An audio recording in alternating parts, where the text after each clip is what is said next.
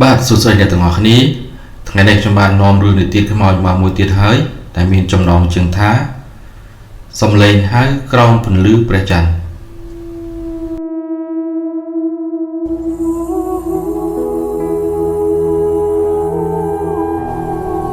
នៅភូមិតូចមួយជាព្រៃមានរឿងមួយដែលចាស់តែងតែប្រាប់កូនចៅថាកុំឲ្យដើរឆ្លងស្ពានឈើចាស់ក្រោមពន្លឺព្រះច័ន្ទពេញវង្សព្រោះអ្នកអាចនឹងឮសំឡេងហៅពីមនុស្សដែលមិនមែនជាមនុស្សយប់មួយខណៈប្រច័ណ្ឌរះភ្លឺស្រទន់លីណាជាក្មេងស្រីអាយុ16ឆ្នាំបានដើរត្រឡប់ពីផ្ទះមិត្តភក្តិខ្យល់ត្រជាក់បក់តាមវាលស្រែសំឡេងសត្វយំឆ្ងាយធ្វើឲ្យបេះដូងនាងបុកលឿនពេលនាងឆ្លងជិតដល់ស្ពានឈើចាស់ស្រាប់តែមានសំឡេងទាបហៅពីក្រោយលីណាជួយខ្ញុំផងនាងឈប់ជំហានភ្លាមសំឡេងនោះស្គាល់ច្បាស់ដូចជាសំឡេងម្ដាយនាងដែលបានស្លាប់កាលពីឆ្នាំមុនម៉ាក់នាងនិយាយត្រឡប់ដល់សំឡេងញ័រសំឡេងហៅម្ដងទៀតធ្វើឲ្យខ្យល់ជុំវិញត្រជាក់ខ្លាំងជាងមុនពន្លឺព្រះច័ន្ទបំភ្លឺឃើញរូបស្វែងស្រីម្នាក់ឈរនៅចុងស្ពានសក់វែងខ្មៅបិទមុខសម្លៀកបំពាក់ស្បែកសោមដូចងើបឡើងពីទឹកលីណាចង់រត់ប៉ុន្តែជើងនាងដូចជាត្រូវឲ្យមួយចងជាប់សំឡេងនោះបន្តហៅទៀតប៉ុន្តែឥឡូវវាបែរទៅជាសំឡេងក្រហាយនិងសោកស្រែកតិចភ្លាមនោះនាងនឹកឃើញដល់ពាក្យដែលយាយធ្លាប់ប្រាប់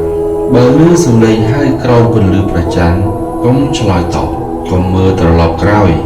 ដើរទៅមុខតែប៉ុណ្ណោះដោយប្រើកម្លាំងចុងក្រោយនាងបិទភ្នែកហើយដើរឆ្ពោះទៅមុខដោយមិនត្រឡប់ក្រោយទេសំឡេងស្រែកពីក្រោយคล้ายជាខ្លាំងនិងឮដូចជាសំឡេងជើងរត់តាមក្រោយក្រឹកពេលនាងឆ្លងផុតស្ពានសំឡេងទាំងអស់ស្ងាត់បាត់ភ្លាមខ្យល់ត្រជាក់ក៏បាត់នៅសល់តែពន្លឺព្រះច័ន្ទស្រទន់ដូចមុន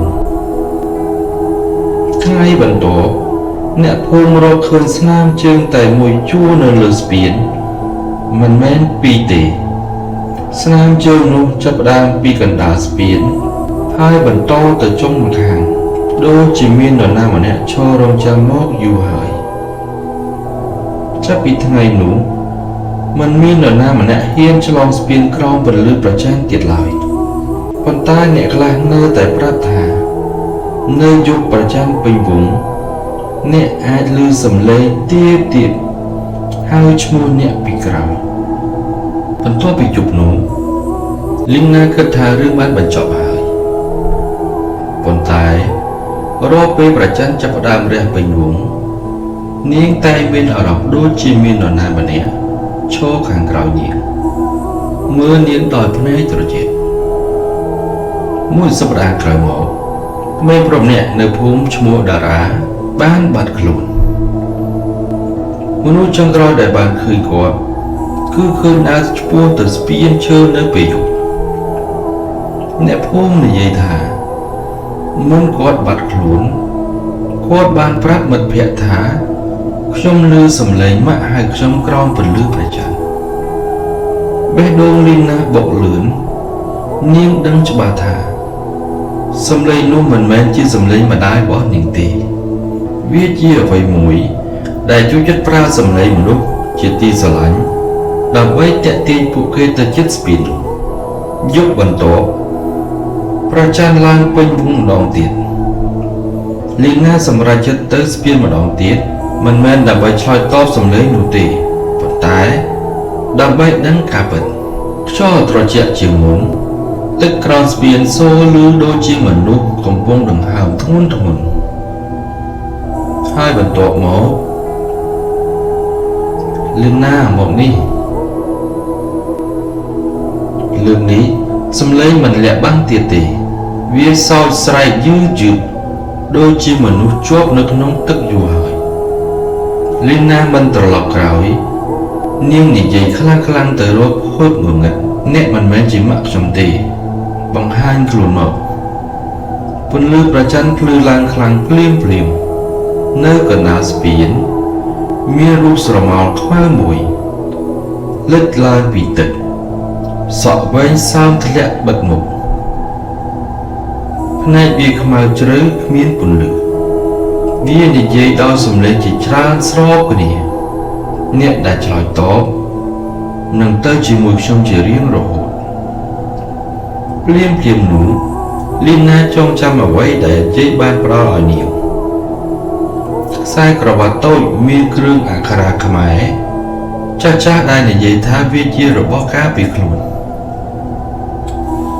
នាងកាន់វាឡើង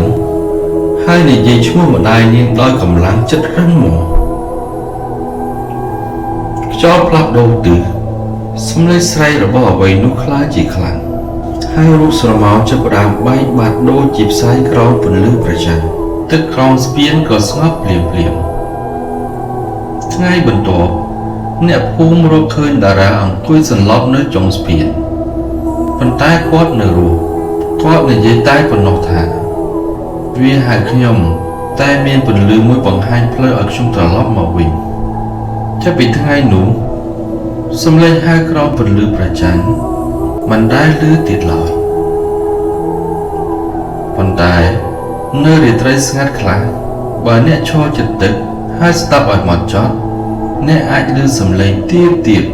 លួចសោយពីក្រោមស្ពានដូចជាអ្វីមួយកំពុងរងចាំពន្លឺព្រះច័ន្ទពេញវងម្ដងទៀត